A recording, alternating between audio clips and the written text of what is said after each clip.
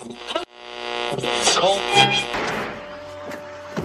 kidding. Just one shot? They're not all zombies, Doug.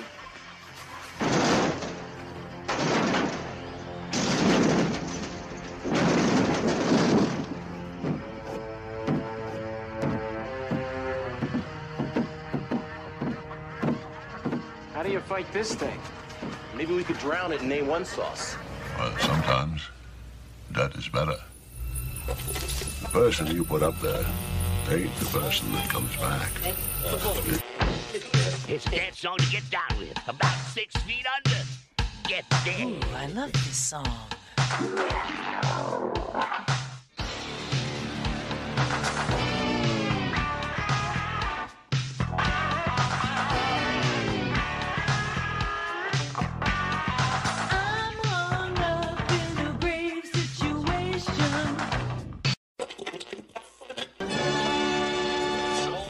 And now we come to the thrilling final episode of our radio drama. Hello and welcome to episode 179 of the Rotten Views podcast. Thank you again for showing up to another new episode. Or, if this is your first episode, thank you for randomly picking this movie to be your very first episode. I'm not sure why this would be your first episode, because this is a very obscure movie.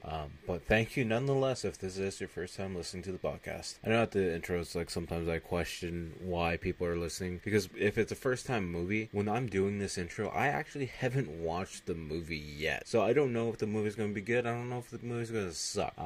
It's a movie that I haven't personally heard too many people talk about, but we are watching for today from 1981, Hospital Massacre, also known as X-Ray, depending on where you're looking at. On IMDb, it comes up as X-Ray, but when you look it up on Google, it says Hospital Massacre. It's a horror crime movie for an hour and 29 minutes. But before we get into this movie at hand, just like I want to put a little bit of business out there, just in case for those listeners that don't make it all the way to the end, which if you don't, I understand. I get bored of listening to me talk as well, but that's besides the point. I just want to take a little bit of time to do a little bit of self-promoting. If you guys don't know, I'm an artist as well as doing the podcast. Also, I do live streams. I do live streams on YouTube. We'll get to that point in a minute. But if you want to see any of the artwork at all, feel free to follow me on all social media accounts. Links will be down in the description below, of course. But it's at Typhonsign. We have the X account. We have the Instagram page. We have the Facebook page. But the main thing that we are working on the most is that YouTube channel, where we have the community posts as well, where I'm going to start posting the artwork more. We have the shorts going up. We have the weekly gaming video that drops every single Wednesday. And we've almost been doing nightly live streams as well. A couple hours a night, usually 8 p.m. to 10:30 p.m. Eastern time, of course. But they're a lot of fun. Been playing a lot of GTA Online. We're going to switch it up a little bit. We're going to get some Texas Chainsaw Massacre in there as well, because I haven't been playing that game. I really do want to get back into that game. Maybe we'll get back into Dead by Daylight. I'm not really sure yet. We have Days Gone that I haven't played at all, and I've owned it since it came out. And there's a bunch of other games I want to play as well. We're going to get back into the Ninja Turtle game as well. Because I know I just want to switch up the content a little bit for the weekly gaming video, because lately, the last couple of weeks, it's been GTA related and just chopping up the live streams and making fun little videos of that. But, that being said, hopefully you guys will check out the YouTube channel. Maybe, that subscribe button, turn on bell notifications, that way you get notified every time I post a new video. But if not, hopefully I'll keep seeing you guys here on the podcast platform. And feel free to leave a star rating if you're on Spotify, or a review if you're on Apple, or whatever there might be for reviews on CastBox and whatever else. I'm not really too sure, to be honest with you guys. So enough of that. Now that we got all that stuff out of the way, we can actually talk about the movie at hand. The reason why you clicked it, unless it's saved on your weekly updates, you have it automatically downloaded. I appreciate it. But for any new first-time listeners, for what I do with this podcast, I talk about a movie from start to finish, hit all the points in between that interests me. So if you don't want to be spoiled on a movie that came out in 1981, feel free to pause it now. You can find a free copy of it on YouTube, and I think there might be a copy on Tubi from what I've seen. I don't know if it's accurate or not. I haven't checked the Tubi app out in a little bit. Sorry, Tubi, you're still great. Just with there being so much free stuff on YouTube, I can't just get away from it, because there's between the free old movies that you can't find anywhere else, unless it's on Tubi, and then all the other content creators that are in the same genre or like the same things that I like. YouTube's a great platform. It might not make you as much money as some people say anymore, but it's still a fun platform nonetheless. And we're just here to build a community. That's the main thing that we're trying to do around everything. We're trying to get the gaming community, the podcast community, the review community, the art community, all together in one little hub. Maybe we'll make a Discord at some point in time. Maybe we'll make a Patreon. Who knows? We don't know what 2024 is holding for us yet. It's going to be a fun year. We got a bunch of more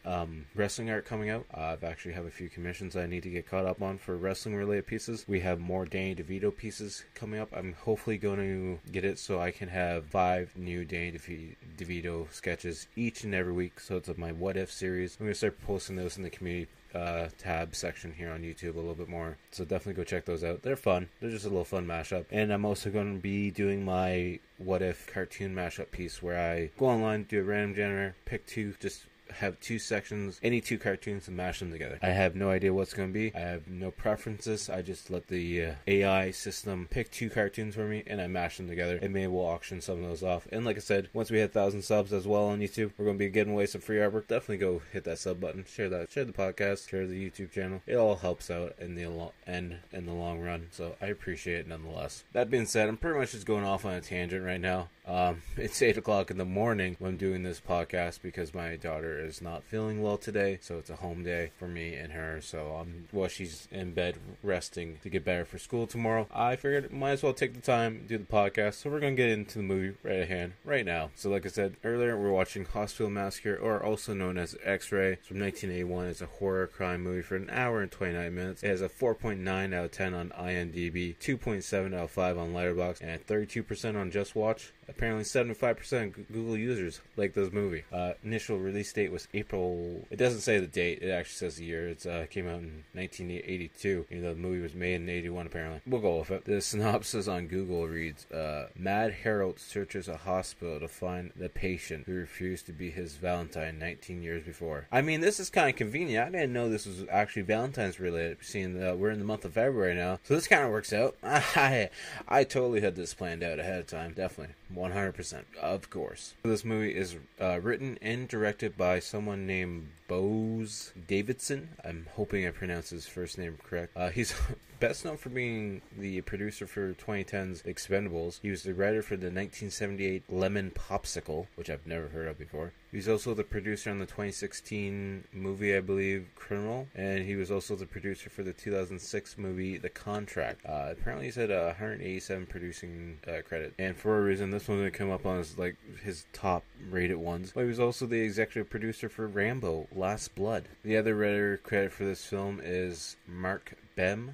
He's also credited for being the writer for 1963's Charade, 1967's The Blonde from Peking, the writer for 1965's Help, and the writer for 1999's Eye of the Beholder. All of movies I've never even seen or heard of, to be honest with you. And looking at his other listings on IMDb, I don't know any of his movies at all, so we're just gonna go with it. And as always, what I'd like to start doing is like looking at the cast a little bit, maybe the top 3 people listed on IMDb, and seeing what they've been in. So our lead, or what I believe is the lead, is Barbie Benton playing Suzanne Jeremy. She's best known for apparently this movie. She's also been in 6 episodes of The Love Boat from 1978 to 87. She's also been in 8 episodes of Fantasy Island from 1978 to 1982. Then we jump over to our other lead, Charles Lucia, who's playing Harry. He's best known for being in 26 episodes of Days of Our Lives from 1977 to 1993. He was also Captain DeRouche in 1995's Tank Girl, as well as Jim Whitney in 1989's Society. The final person we're going to talk about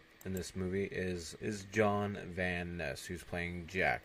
Nothing really to talk about, but I'm going to do a callback to one of my other episodes of the podcast where he played Jerry in the 1979 movie Tourist Trap, which is a fun movie. I recall it vaguely. Don't have a good memory on it, as I've just been watching so many movies, but I definitely enjoyed that movie, so definitely go check that out. And there's probably a reason why I don't remember it that well, because it was episode 86 of this podcast, so go check that one out if you want to. Fun one. The tagline for this movie: there's no recovery at Hospital Massacre. Apparently this film was shot at night in an actual abandoned hospital. That's the trivia on IMDb. That actually makes it kind of fun, I'm not gonna lie. But anyways, enough about that. We're actually gonna get into the movie at presents Saturday Night at the Movies, the television series which each week brings you the finest in recent motion pictures. Tonight, isn't this the hospital where they had all that trouble last year? What trouble? Some patient ran amok or something. Oh, please. I'll see you in a minute. You think you could get that result for me so I could be on my way and I wouldn't have to hang around here all day? I'm afraid we're going to have to keep you here for a while. I'm going to be a little bit late, sweetheart. Get undressed. Don't open the door for anybody, okay? What is going on here? Somebody's trying to play a con job on you. I wonder who it is.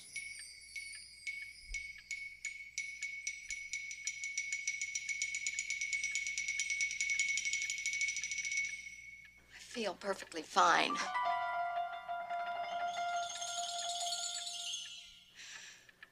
Let's get out of here.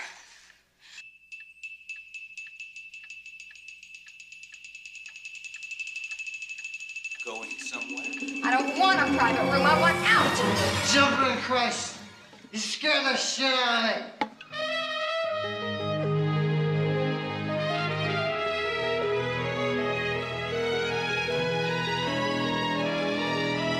Everybody in this hospital is going crazy.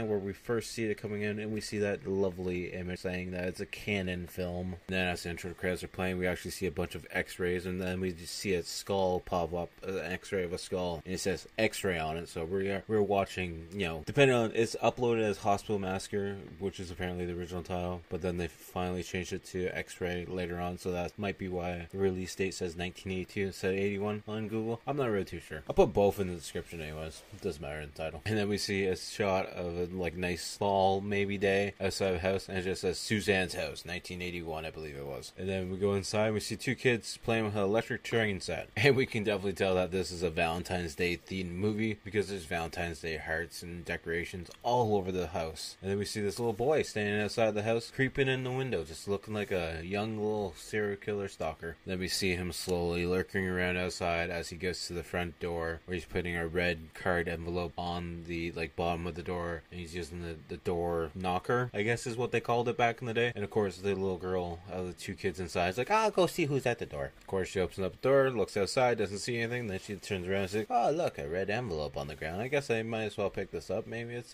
something cool. And then we see her with her little brother in the living room by the train set, and she's opening up the card, and he's like, who's that from? And they see that it's from Harold, and they both start laughing about it, and you know, the little brother crumbles it up and throws it down on the ground and start laughing, while Harold is outside the window still looking in like a creep stalker. Then the little sister, or the sister in general, goes to the kitchen area to grab a giant knife, not even a small, it's like a mini freaking machete, and she's walking around looking like a creep, like she's going to kill someone, and then she just cuts a cake in half. And then she hears some noise coming from the living room, and she says to her brother, hey David, you need to quit it. And we hear some more noise happening from the living room, and then she goes into the living room to go check, and that's when we then see David is hanging from a coat hanger, or sorry, a coat rack, and she's freaking out about it. And then she looks out at the window, and we see Harold hanging off the windows, looking in, creepy laugh. And then we see the train still going around on the electric track as the Valentine's Day card from Harold is crumpled up in between the tracks as the train keeps going around it. And then we cut, and it's 19 years later.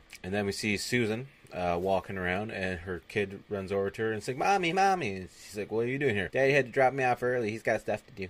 Clearly they're not together anymore. And then this car pulls up and honks the horn, and the ex-Tom's like, there's Mr. right there. And then Susan just leaves her kid with the father, which is, you know, understandable. You know, being a parent, I always love time with my child, but if you're supposed to, you know, take turns, you know, dividing up the time and space, but I guess if it wasn't the scheduled time, I guess you can't take it. I don't know, I'm not going to touch on that subject. It's a touchy subject for most people, probably, I assume. Anyway, Susan gets in the car with her new boyfriend, husband, whatever it might be. She's like, that asshole trying to drop off my kid early. Like, alright. And the new guy's dropping Suzanne off at the hospital, and he's like, hey, wasn't this the hospital where they're having issues like last year? You know, some patient running amok? And she just laughs about it. She's like, I'll be out in a minute, don't worry about it. No crazy's gonna get me. Anyways, we see Susan walking into the hospital, and we see this doctor with the full face mask and everything on, watching from the window, looking like a creep. And then we find out she's going to the hospital to see how her checkup went, and this is something you don't see anymore at all, ever, because inside the hospital, it's actually fully decorated for Valentine's. You know, it could have been put on for the movie just to make the setting seem more real. But I'm assuming back in the day they would have set up some things every now and then. But this hospital is fully decked out with Valentine's Day ornaments and tinsel and other crap all over the place, which I thought was kind of a nice little touch. Anyways, the whole time she's there and she's leaving, going to her doctors to check out the test results, the janitor is watching her very, very creepily as he's holding his mop, and he just looks like he's ready to kill somebody. Anyways, then Susan gets into the elevator and she's looking over, and we just see a guy who looks like they're dead inside the elevator with her. And then we see red stuff dropping on her shoes, white shoes, and we think it's blood, but it seems like it's a patient maybe, and he's eating the messiest ketchup burger or sandwich I've ever seen in my life, because he's got what looked like blood all over his face and his fingers, but apparently it's just ketchup, maybe hot sauce, most likely ketchup though. I'm assuming ketchup. I'm assuming he's a patient of some sort, or maybe he's just a drunk, because he starts talking to her and he's like, "You have a good job right now, mister." And then we see from someone else's point of view, it's the killer's point of view, as he's walking around in a dark hallway, and he's got a young picture of Suzanne up on the wall in this circle frame, and we hear some whispering and talking to him, and it's just like you see someone touching that picture, and they got white medical gloves on as well. And then we see Suzanne, who's supposed to be going to the 8th floor, but the elevator opens up at the 9th floor, and she's just greeted by 3 people with gas masks on, being like, "You're on the wrong floor, you better get out of here before you get sick." And then she gets trapped in the elevator because we see a random hand pulling down on the lever, and then the elevator just stops, and she starts pounding on the door, being like, "Help me please, stuck in the elevator now." And then we see this random Dr. Jacobs being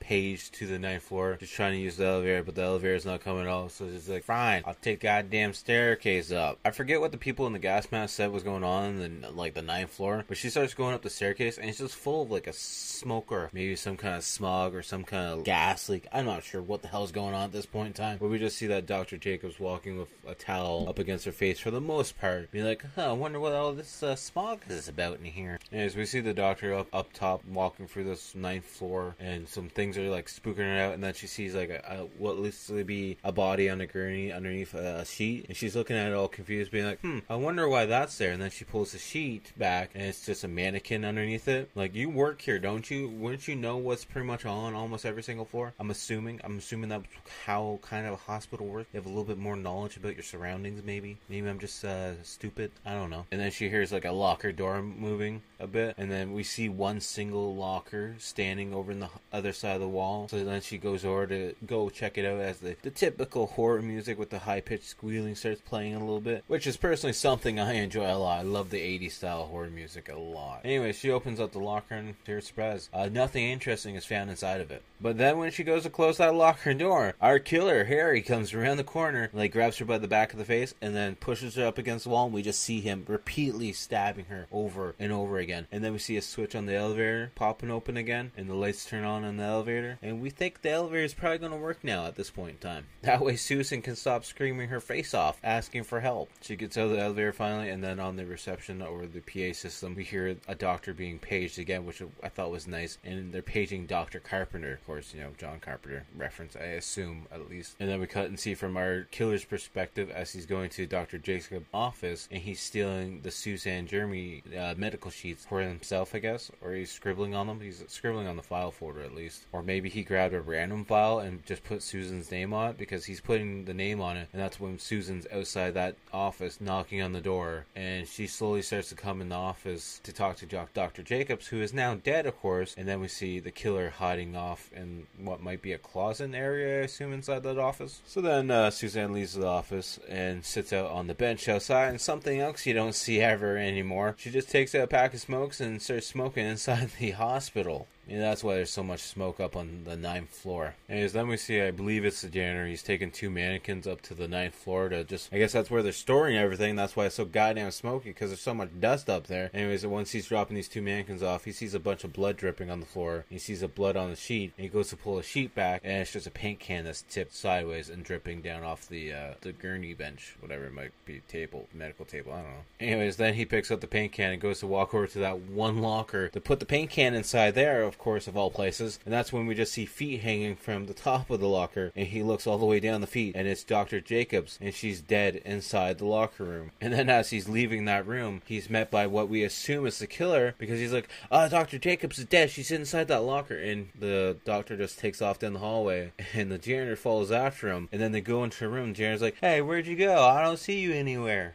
And then inside that room, there's like a leaky tap, because all we hear is just a tap dripping over and over again. And then the doctor comes behind the guy with these big, thick black gloves on and starts, choking him out and slowly pushing his head into a sink, which we thought was full of water, but apparently it's acid. And I'm not sure how the acid's not destroying the whole sink, but we're not going to question things, because now this guy's dead because he's just hanging off in the sink. And the doctor's all pissed off because now he's outside the hallway, just slapping the wall for whatever reason, screaming. I don't know why. Maybe he didn't feel like killing the janitor. Maybe he was friends with the janitor, for all we know. Guess we'll never find out, though. Anyways, then we see Suzanne trying to use the payphone inside the hospital to try and call her ex, and the ex Tom there. And Tom's just sitting there with an orange, stabbing it with his pocket knife. And the daughter's like, why won't she answer the phone? He's like, it's rather your mother. I don't want to talk to her, to be honest with you. Anyways, the whole time she's trying to use the phone, this other doctor just comes up behind her and just stands there staring at her like he's ready to kill her. It's like, Doc, you really gotta use the payphone? You don't have a phone in an office somewhere that you could just use to save your 25 cents? No? Alright, we won't question it. I don't know where Suzanne's just like standing up against a wall, still waiting for Dr. Jacobs to show up at some point. And we have this intentionally slow shot scene of this guy walking with a walker. As we just look at his feet, as he, walks up to her, and then just stops at her and just stares. And that's all he does, to the point where she's like, alright, I'm gonna walk away and get out of this spot because this hospital's a little bit weird.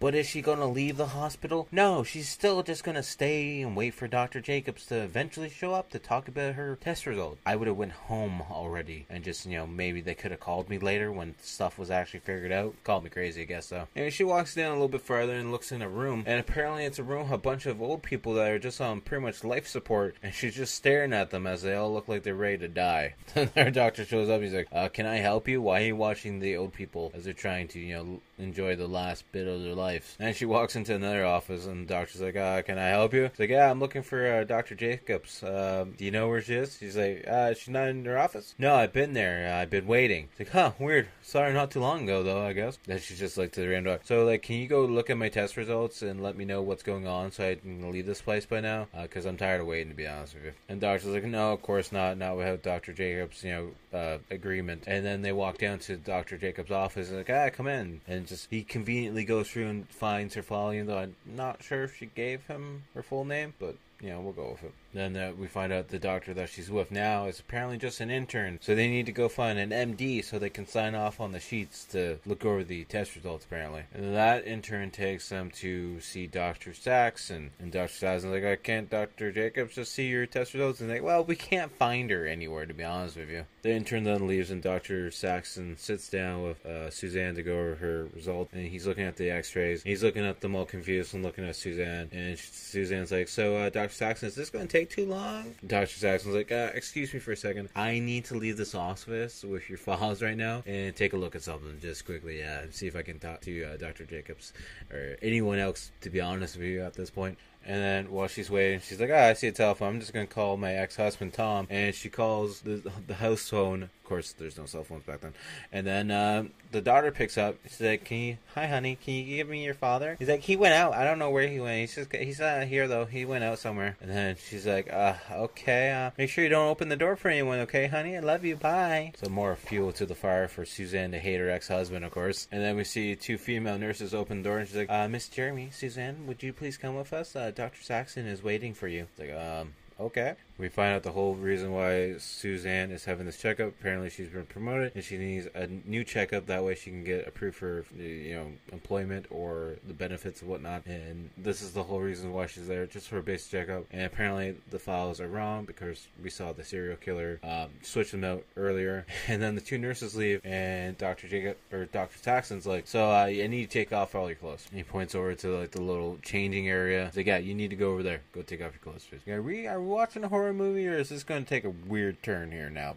I don't know. We'll have to wait and find out. And of course, it wouldn't be an 80s horror movie if we didn't see the doctor just standing on the other side of the divider, watching her as she fully strips down each piece of clothing. And then their doctor comes in. He's like, I've been looking for Dr. Jacobs for a while now, and I have no idea where she went. And she's like, well, we got to find her soon because this person over here got some really weird X-ray results. And as we then see Susan coming over to the table where she sits down, because he asked her to sit down, of course. And she's got the gown on, and for whatever reason, he just pulls the gown right off, and then it's like, well, why'd you give her the gown to put on in the first place if you're just going to take it off of her? And like, he takes the gown off just so he can put the thing on her back to listen to her breathing. So I'm not sure why you need to take it off her, because like, it's fully open on the back. You see her whole backside. I don't know why you need her to take it off. Oh yeah, silly me. 80s horror movie, that's why. Then he makes her lay down on the table, and he's like feeling her leg above her knee. And it's like, at no point in time did I ever see any x-ray that dealt with her legs at all. It was all like the stomach area. He finally makes his way up to the stomach area, of course. And then we see from outside the area, we see this guy named Hal, who was the drunk guy in the elevator with the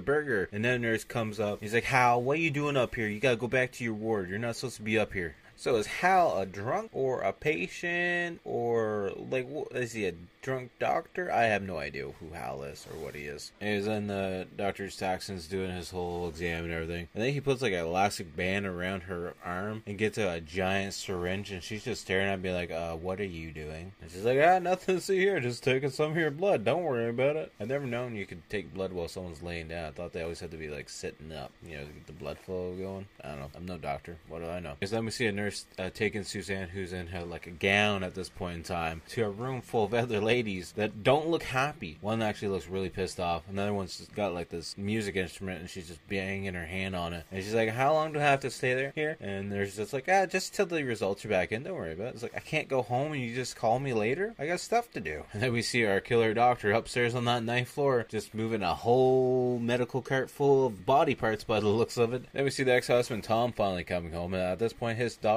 already passed out on the couch, covered up in a blanket, and he's not the greatest parent because he leaves that butterfly knife, like switchblade, open on the coffee table the whole time while he's gone. Bad parent. Then we see Suzanne trying to make a phone call again, and the whole time, like, your new husband or boyfriend, is he still waiting outside for you by chance? He's probably bored as fuck at this point. Anyways, nobody picks up the phone. The phone's like dead. And then we see drunk Hal stumbling out of the room, following Suzanne. Then we see one of the nurses, she's typing up the medical report for Suzanne Jeremy. One of the other nurses comes and asks if she wants to go for coffee. She's like, no, I'm good. I got my pear. I'm fine. And then we just see a hand like hiding behind the one door, because we assume the killer is now stashed behind a door in this secretary's office, report office. I'm not sure what the medical term would be. Anyways, the nurse typing out the report goes over to the closet to grab like the blood vials out to add into the report. And when she goes to close that door, we see our killer come out behind the door, literally puts his hand over her mouth again, and then off scene, kind of,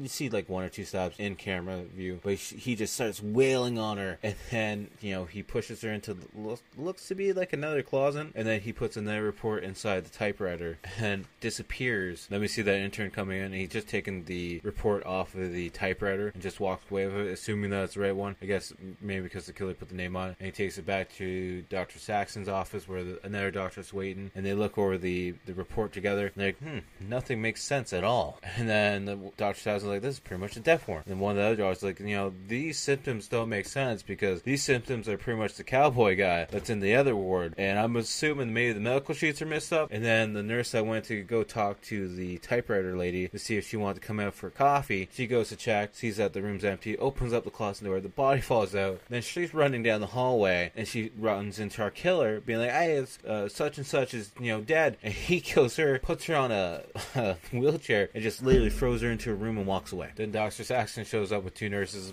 being like, so Susan, you're gonna have to stay here a while, and you can't leave at all. She's like, can you tell me if it's serious? And he's like, come on, doc, you gotta tell me it's serious. And he's like, it might be, to be honest with you, so you gotta stay a while. So then Susan being freaked out, she's like, okay, I'm gonna light her a cigarette because I'm just gonna get lung cancer because this is too crazy. I can't deal with this. Then the other three ladies are staring at Susan, and they're all like huddled together, and the one lady's like, oh, she can't be sick, she's so young and lovely. And then the older lady that's got the music thing or the rattle It's like, yeah, young, but dead and rotten on the inside. And Susan goes to leave the room, and then she bumps into Harry. He's the intern. He's like, oh, wow, look at you. You're up and moving around. It's like nothing's wrong. She's like, I gotta get out of here. Nothing is wrong with me. These people are going crazy around me, and I can't deal with it right now, so please let me leave the hospital. Anyways, then the intern takes Suzanne into a room, and he's like, you gotta be very quiet. This is against the law. I gotta check on something. He unlocks the filing cabinet, and then we hear the door open a little bit, and they tuck off against the wall. That's when we see our killer peek his head in, but then he just walks away. And then Harry looks at the medical report, and he's like, oh, well, look at that. We'll have you out of here in an hour, baby. Don't you worry. Just go back to your ward, and we'll get this all settled. Then we see a shot from outside the hospital, and it's nighttime, clearly. And,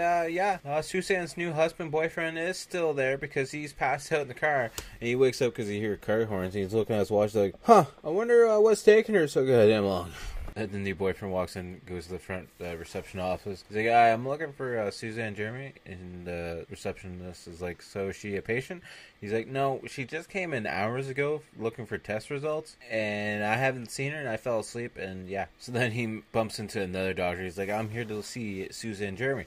And the doctor's like, I don't know, she could actually have visitors. And apparently he's only been waiting for 2 hours apparently outside. But it was sunny last time, and it's pitch black outside now. But yeah, it's fine. Times change really fast. Anyways, they eventually let him go to her office, and she's all excited. She's like, oh, they won't let me go. He's like, why not? He's like, they say there's something wrong with me. And then she's like, I'm really worried about Ava, my daughter, because, Tom just left her in his apartment and went out for the night. And she's like, I know, I just gotta get out. And he's like, all right, let's go. And he's like, well, get dressed. And he's like, I don't know where my clothes is. And she's like, well, let's just go anyways. And he's like, well, you guys signed? He's like, I never signed in to begin with. And then they go to use the elevator, and of course they're met by Dr. Saxon and 2 nurses. And Susan's like, I'm leaving. I'm not staying there. And Dr. Saxon's like, yeah, you're going back to your ward, actually. You're not coming out. So the 2 nurses literally grab Susan and drag her back to her room. And then the new boyfriend's like, hey, this isn't necessary. What's going on? And she's like, she's very ill. She cannot leave. He's like, well, can you tell me anything? He's like, no, I'll fill you in later. She's very ill. Then we see him just being like, okay, fine, I'm going to sit on this bench and wait then. And then the PA system says, the gentleman on the 8th floor, will you please pick up the phone? He's like, okay, I guess that'll be me, I guess then. And the person on the other end of the phone is giving him directions as to what room to go, because he thinks he's going to go to a room and wait for Susan. And he then goes into a staircase to go upstairs, and it's just completely pitch dark.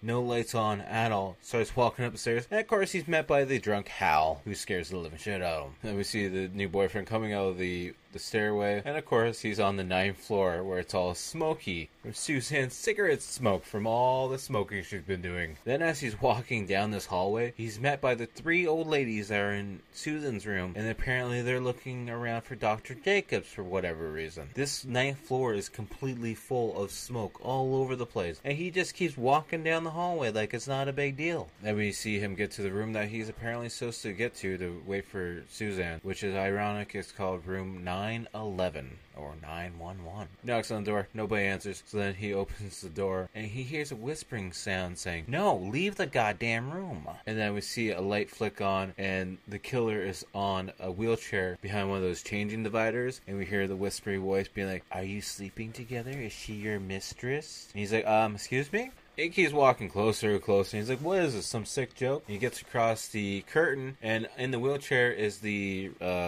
lady who was typing up the report. And she's dead in the wheelchair. And out of nowhere, the killer doctor, comes out behind him with one of those like medical saws. And he falls back on the wheelchair. And then we just see through the reflection of the sunshade, or the changing shade thing, we just see the killer, cutting up the boyfriend to pieces. Well, not really pieces, but he's taking the saw to his throat by the looks of it. We see a shot of Suzanne asleep on her side in her room, and then we see a doctor walking in with a big giant red heart-shaped Valentine's Day box as he puts it down on her dresser, and we see her eyes open, and she just hears the sound of like the doctor's feet just like sticking to the floor almost, and then the doctor walks away. So as soon as the doctor's left the room, she actually gets up. She notices the box on her nightstand, so she's all confused as to what's going on, but of course she goes to open the box. And shocking, inside that heart-shaped box is not a heart. It's actually the severed head of her new man. And she starts freaking out and screaming as she runs down the hallway. She screams and runs into a room asking for help. And it's just literally 3 guys in like full body cast, just like hung up on everything, just like screaming and yelling. And it's like, oh, you're not going to help me at all. Like, no, they're in full body cast, like legit full body cast. And then she's like barricaded herself in a room, and then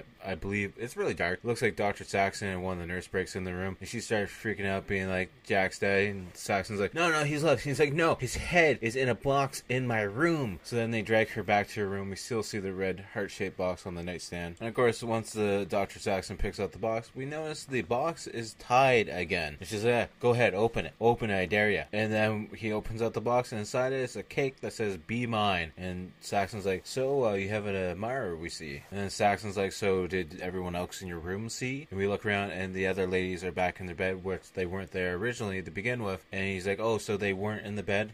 Convenient. And one of the nurses is like, here, Susan, take this. And she gives her a pink and red pill. It almost looks like it's almost a Pepto-Bismol pill. I'm assuming that was a thing maybe back in the day. I don't know. I can't tell you the last time I had Pepto-Bismol at all. It's always been in a liquid form, though. But I'm assuming back in the 80s, it could have been pill form for all I know. I don't know. She takes the pill, and the nurse leaves and says thank you. And of course, we then see Susan taking the pill out of her mouth, being like, yeah, of course you didn't take the pill, you dum-dum. And we see Susan slowly sneaking out of the room, down the hallway, going to the elevator, trying to buzz the elevator to come up to get her. But of course, the elevator's not showing up at all. And then we hear the sound of someone slowly walking towards her. And we see a shadow of someone slowly like dragging their feet almost and heavy breathing. So then she hides off around the corner just to try and stay out of the guy's view, or the person's view. Could be a girl. We don't know yet. We can only just assume that it's our killer, because that would make the most sense. Anyways, I don't really know where she's hiding, but she's hiding behind a curtain, and she peeks out from the curtain, and we just see the doctor standing there in his full medical gear, and he's got this big silver axe in hand. And of course, she's fumbling, holding her lyre the whole time, and she drops it on the floor, and then he looks over, he's like, I wonder where that sound came from, as he slowly walks down the hallway where the sound came from. But he never looks down, because he would have saw the damn lighter on the floor the whole time. And then we hear the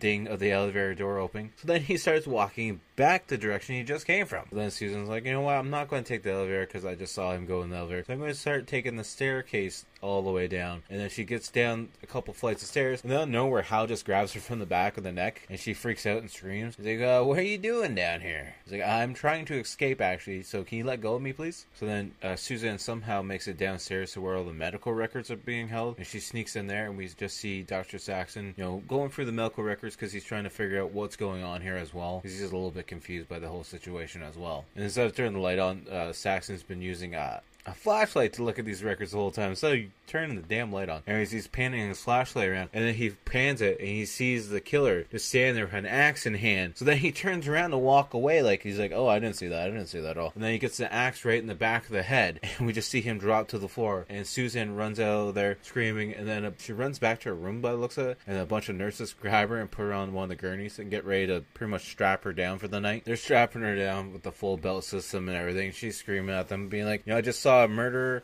Don't you guys believe me? What, do you think I am crazy? And, well, yeah, they think you're crazy. One of the other doctors comes in. He's like, what's going on here? And the nurse is like, she's having a seizure. It's like, no, that's not a symptom of a seizure at all. She's saying she saw someone get murdered. One doctor goes to check her pupils, and she literally bites his finger. He's like, if there's any more of this action, we're going to have to actually operate on her. I'm not dealing with this crap. We see this other nurse just walking down the hall, fixing her hairnet. And then we see the killer walking down the hallway towards her with a giant sheet, like, blocking the way kind of thing. And he walks faster and faster for whatever reason. She's just like, what, my God, what's going on here? And she just starts screaming and slowly walking away. It's a run, but it's not really a run. And like, she's not running fast enough because this doctor's able to like catch up to her, literally put the sheet around her, and then stab her with a giant syringe of something. I don't know what the hell's in it, but he just puts it into her, and she, she twitches a little bit and she dies. I mean, she stumbles around for a bit, looking like a cheap ghost costume for a bit, but then she eventually falls down the floor, we assume. And we see Dr. being the one who got bit, who's in his little office, he's putting on his medical gloves after just washing up. He's got what he believes is Susan's x-ray up on the wall. And then out of nowhere, he just gets stabbed in the back of the throat, and we see blood go over the x-ray, and we just see him drop to the ground, and he's dead. And then we see our killer just stumbling into Susan's room. She wakes up and starts screaming, and then we see him pushing her down the hallway, still attached to the gurney, as he's got his hand over top of her mouth to muffle the screaming. I mean, at this point, there might not be too many people that are actually still alive that aren't patients inside this hospital by the looks of it. Then we see her getting pushed in the elevator, getting taken up to that 9th floor, the smoky floor, and then we see him taking her to an operating table. We see her trying to fight him off while he's transferring her to the operating table, but it's not doing any good because he's stronger than her, of course, because he's the killer. And then he like stops filling her up for a minute, and she just lays there, just looking over at all the operating tools that he's got. And, at this point in time, you could have probably booked it off that table. Just saying. And as he goes to grab one of the medical tools, she pulls down his face mask. He's like, Harry. He's like, no, it's not Harry. Don't you remember? It's Harold. Don't you remember? And then we had the flashback scene to the beginning of the movie where, Harold drops off the Valentine's Day card and she laughs about it and crumples it up. And she's like, well, what do you want with me? He's like, what I've always wanted. There's a little pause as he's like feeling up her face. He's like, I've always wanted your heart. Then the 3 old ladies that are from Susan's room come into that room and they catch him off guard. So then she grabs one of the big giant medical knives and literally stabs him. And then there's a chase off in the hospital as she's trying to run away for her life and he's chasing after her. And of course she hides in that room with that leaky goddamn tap again. We see Harry or Harold, depending on what you want to call him. He's stumbling around in that room holding that knife because apparently that knife is lodged like inside of his stomach somewhere. Then while hiding in that room, of course, she's not a good hire because she knocks her a glass and that kind of gives away her position. Then she decides to climb up a ladder that's set up in the room somewhere and then he grabs her by the ankle. So then she grabs this open giant beaker of liquid that says flammable on the side of it and dumps it on his face by accident. Like she just pulls on it and it falls down. And then she runs out of the room and he's of course, giving chase because he just got all this stuff in his face. She then somehow goes outside this door, which I believe is now she's on the roof hiding. I assume it's the roof because when we're watching Harold go up the stairs, it makes sense that would be the roof because I thought originally she was going down the stairs, but maybe I wasn't looking at the right time. You see Harold on the roof as well, and he's got that knife now out of him, and his white medical suit is pretty much red at this point because of the amount of blood loss, but he's still stumbling his way along to try and find his little sweetheart because he wants her heart. We hear him stumbling closer and she looks down and she sees a metal pipe just laying there on the ground. So she's like, I'm going to pick up this pipe, I'm going to start wailing him in the head till he's on the ground. She goes to walk across him and then he grabs her by the ankle and they fall down to the ground while she falls down the ground, and then he gets on top of her and he's got the knife getting ready to stab her right in the face by the looks of it. But we also see her Zippo fall out of her pocket or wherever she was holding it. I don't even know where she would be holding it. She doesn't have pockets. She's in a hospital again. We're not going to question that. As she's trying to hold him back, she grabs her Zippo and flings it on, and literally he goes up in flames as he's on fire,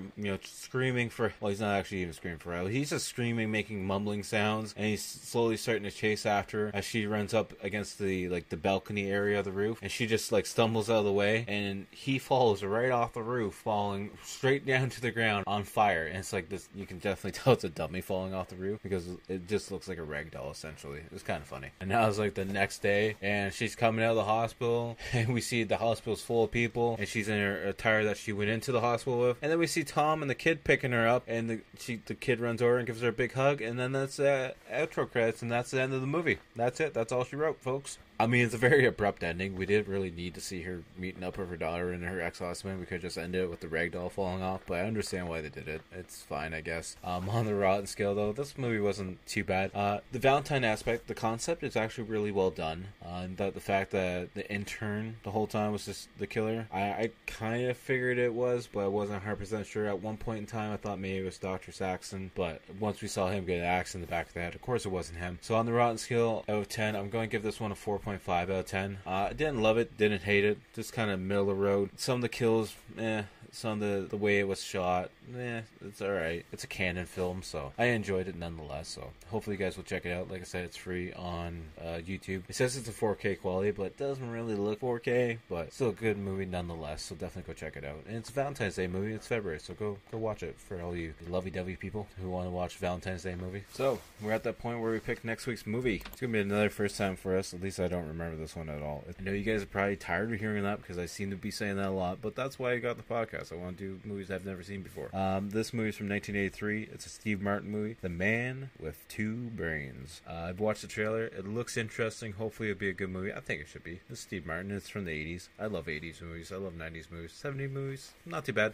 It depends on the movie. So I'm looking forward to watching this one. Hopefully you guys will find a copy of it and watch it along with me, or just watch it ahead of time. We'll see. Or just listen to the podcast. That works as well. As always, make sure to check out the outro band, Toronto-based horror band Blood Opera. Their new song has been linked in playing in the outro of this podcast series for a few episodes now. It's been a while. We might switch it up with some of their older songs as well, but hopefully you guys enjoy them. Go give them a like, go give them a follow, subscribe, whatever. All their links are down below as well. You can find them on all social media accounts: Instagram, Spotify, SoundCloud, YouTube, Facebook. Just go check them out. And as always, you can find me on all social media accounts as well, at Typhonsign. We got the X, the Instagram, Facebook, the YouTube channel being the main thing. Like I said earlier in the podcast, definitely go check that out. We got the weekly game video coming every Wednesday. We got shorts coming out. We have the live streams, old episodes of the podcast as well. And we got a lot of content coming out for that. So definitely go check that out. Give that a like, turn on the bell notifications. That way you get notified each and every single time I go live or post a new video. Until next time, I'll talk to you guys all later. Peace! Never be able to rest in peace again. And so the dead will rise up and take over the earth. And you've got to get to Dunwich. You must reclose those gates.